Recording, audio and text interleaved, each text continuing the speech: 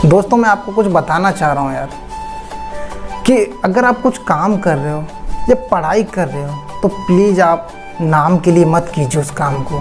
क्योंकि अगर आप नाम के लिए करोगे तो इससे बेटर आप उस काम को छोड़ दीजिए। क्योंकि इससे होगा क्या कि जो आपके मम्मी पापा के सपने हैं, उनकी उम्मीद है, उनके पैसे हैं, वो वेस्ट नहीं होंगे। अगर आप छोड़ दोगे, आप उनको बता दोगे जाके कि मैं ये नहीं कर सकता, तो उनके सपने, उनकी उम्मीद, उनके पैसे कम से कम बच तो जाएंगे। उनके साथ धोखाधड़ी तो नहीं होगा, उनका विश्वास तो रहेगा आप पे कि हाँ मेरा बेटा नहीं कर सकता, तो छोड़ दिया उसने। तो अगर आप नाम के लिए करोगे तो उससे कोई फ़ायदा नहीं है। मैं आपको एक सच्ची घटना बताता हूँ जो रियल स्टोरी है, जो मैंने खुद देखी है। मेरे गांव में एक फैमिली है जो बहुत ही गरीब मीडियम क्लास के लोग हैं। वो लोग लेबर क्लास की जॉब करते हैं, मतलब डेली मजदूरी करते हैं, डेली खाते हैं, 300 रुपये के काम करते हैं, वो ये सारी चीज़ें करते हैं। तो मेरे पापा का उनके यहाँ संबंध था, आना जाना बना रहता था हम लोगों का। और मैं भी जब भी घर पे जाया करता था ना अपने गांव में, तो उनके घर पे ज़रूर घूम के आया करता था। मुझे अच्छा लगता था उनसे बातें करना। उनके मम्मी पापा बहुत अच्छे थे।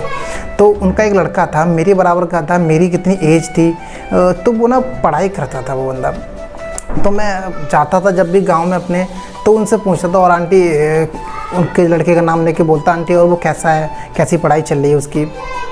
तो आंटी बोलती कि वो बहुत बढ़िया है और बहुत मेहनत से पढ़ रहा है, वो कुछ करके दिखाएगा हमें, हमारे जो बुढ़ापे में कम से कम सहारा तो बनेगा। हमें अभी हम मेहनत करके ये सारी चीज़ें करके उसको पढ़ा रहे हैं, उनको पैसे देते हैं।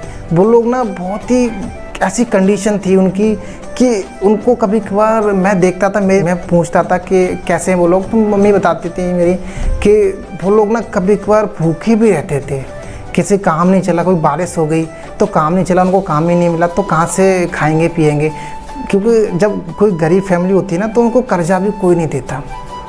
तो इस तरीके से वो लोग कभी भूखे भी रहते थे। पर अपने बेटे को पढ़ाने के लिए ना वो पैसे भेज देते इकट्ठे कर कर के, जो भी काम करते थे उसमें से जितना खाना था उनका खा लेते, पर जो पैसा उनका बचता था ना, वो अपने बेटे के लिए भेज देते। उनके घर भी कोई ठीक ठाक नहीं था, ऐसे ही था उनका घर भी। तो वो बंदा कहीं बाहर रह के पढ़ रहा था। मैंने उनसे पूछा आंटी से, आंटी कहाँ रहता है वो बंदा, आपका लड़का? तो आंटी ने बताया कि बेटा वो इस जगह रहता है। तो फिर मैं इतना पूछने के बाद मैं चला गया, मैं जहाँ रह रहा था वहाँ चला गया, क्योंकि मैं कहीं काम करता हूँ एक जगह। तो कुछ देर बाद, कुछ टाइम बाद ना, कुछ दिनों बाद मुझे ना उस शहर में कुछ काम था। मैं कुछ काम के रिगार्डिंग उस जगह गया था जहाँ उनका आंटी का लड़का रहता था, पढ़ता था। तो मुझे याद आया कि यार यहाँ पे रहने की व्यवस्था तो है नहीं मुझे मेरी कोई। तो मैं आंटी से बात कर लेता हूँ और उनसे देखता हूँ कि उनका लड़का क्या करता है, वहाँ पर रह भी लूँगा, एक रात के लिए रुक जाऊँगा। तो मैंने आंटी से बात की थी कि आंटी आप अपने बेटे का नंबर दे दो मुझे वहाँ काम है, उस जगह जा रहा हूँ मैं जहाँ आपका बेटा रहता है, और मैं उसको बता दूँगा आपको कि क्या कर रहा है वो सही है, ठीक ठाक है, जो भी बहुत सारी चीज़ें होती हैं। तो आंटी ने मुझे नंबर दे दिया, मैंने आंटी से नंबर ले लिया और मैं गया उस शहर में। फिर मैंने उससे बात करी थी, तो वो कह रहा था कि मैं अभी बाहर हूँ, मेरा नाम विनय, कि मैं अभी बाहर हूँ विनय, तुम मेरे रूम पे पहुँचो, मैं आता हूँ। जब मैं उसके रूम पे पहुँच गया, उसने मुझे सारी लोकेशन वगैरह बता दी थी। शाम को जब हम लोग, मैं 2 दिन रखा था उसके रूम पे, जब हम लोग रूम में साथ चले गए, मैं शाम हो गया था, तो मैं देखा कि उनका लड़के के रूम में बहुत सारी ऐसी चीज़ें थी जो एक स्टूडेंट वाले रूम में नहीं होनी चाहिए। तो मैं ये सारी चीज़ें बता नहीं सकता आपको, बट ऐसी चीज़ें थी, मैंने बहुत सारी चीज़ें देखी भी थी। उसके बाद मैंने देखा कि मैं उसको नोटिस कर रहा था बहुत, मैं देख रहा था कि 2 दिन रहता हूँ मैं, यार देखूँ ये क्या क्या करता है। तो मुझे 2 दिन ही मैं रहा था उसके रूम पे, पर मुझे 2 दिन में कभी 15 मिनट के लिए किताब उठा ली, कभी आधे घंटे के लिए था। 24 घंटे में था कि कोई 15 मिनट किताब उठाएगा तो उससे क्या होगा। 15 मिनट की उठा ली, कभी आधे घंटे की उठा ली, ऐसे करके उसे 2 दिन निकाल दी। मैंने उससे पूछा यार तुम पढ़ते क्यों नहीं हो? तो उसने बोला यार मन नहीं लगता पढ़ने में। मैं कि तो तुम यार रहते क्यों? मना कर दो ना मम्मी पापा से कि मेरा मन नहीं लगता पढ़ने। कह रहे थे नहीं यार उन्होंने मुझे पढ़ा रहे हैं वो लोग। तो मैंने कहा यार कम से कम उनके बारे में तो कुछ सोचो तुम। पर वो उसने मेरी कुछ सुनी नहीं थी। फिर मैंने कि छोड़ो यार मैं भी क्या इसको वो करूँगा।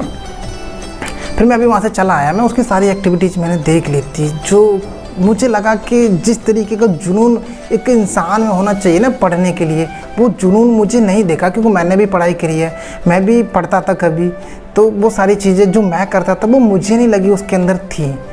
तो मुझे ऐसा फील हुआ कि वो सिर्फ टाइम पास कर रहा, पैसे की बर्बादी कर रहा अपने मम्मी पापा के लिए, और कुछ नहीं कर रहा। फिर मैं जब अपने रूम पर पहुंच गया था तो आंटी का फ़ोन आया था कि हाँ बेटा तुम गए थे रूम पे। मैंने कहा हाँ मैं गया था आंटी।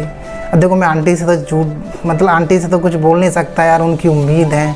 मैंने बोला कि हाँ आंटी ठीक है, वो पढ़ाई कर रहा है, आप थोड़ा उसको नज़र वगैरह रखा करो, थोड़ा उसके पास जाया आया करो। मैंने ये बोला सारी चीज़ें, थोड़ा उसके बाद घुमा, मतलब जाया करो उसके रूम पे, थोड़ा देखा करो, बाकी ठीक है। वो बहुत सारी चीज़ें बताया था मैंने। अब मैं ऐसे तो कुछ बता नहीं सकता यार, उनकी उम्मीद है, बहुत सारी चीज़ें। मैं कह रहा हूँ तो थोड़ा बहुत घुमा करो, वहाँ पर जाया करो उसके पास। तो मैं वो चीज़ आपको बताना चाह रहा हूँ यार, ये गलत है ना। किसी की उम्मीद है आपसे इतनी और आप उसको गलत यूज कर रहे हो यार।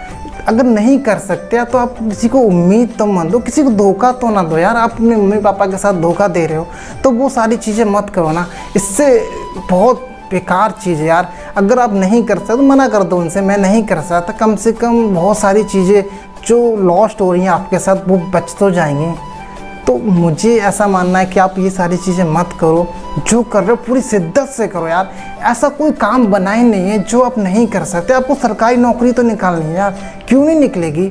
जब हम किसी भी काम को करने के लिए ठान लेते हैं, एक जिद बना लेते हैं ना, तो डेफिनेटली वो काम हो जाता है यार। पर आप करते ही नहीं हो ना, आप वो शेड्यूल ही नहीं बनाते, वो चीज़ को किस तरीके से करना है, कब पढ़ना है कब नहीं पढ़ना है यार।